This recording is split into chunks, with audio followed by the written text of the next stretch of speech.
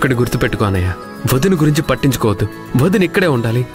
జరిగిందంతా ఈ 4 గోడల మధ్యనే ఉండాలి, బయట వాళ్ళకి తెలియకూడదు.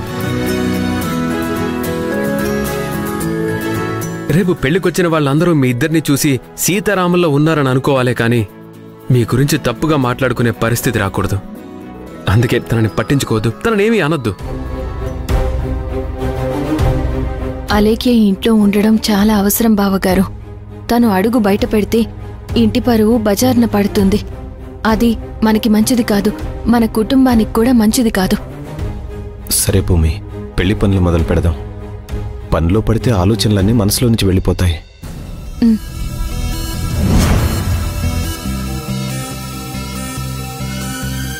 ఓ, అయితే నేను ఇంట్లో ఉండటం వీళ్ళకి అవసరమన్నమాట.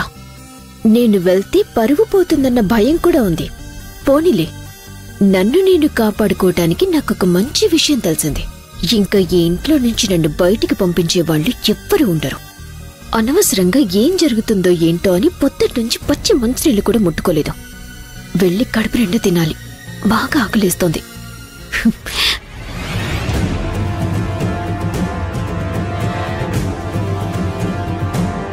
అసలు వీళ్ళకి నా అవసరం ఏముందో తెలుసుకోవాలి.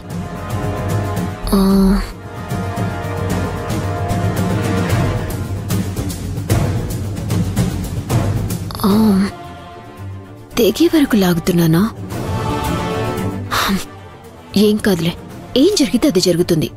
అసలు ఏం జరుగుతుందో చూడాలి. ఇప్పుడు గాని వాళ్ళు నన్ను ఆపారు అంటే చచ్చినట్టు ఇల్లంతా నా చెప్పు చేతల్లో ఉంటుంది. వాళ్ళు చెప్పిన దాన్ని బట్టి ఆపకపోవడం అంటూ అస్సలు జరగదు. చూద్దాం.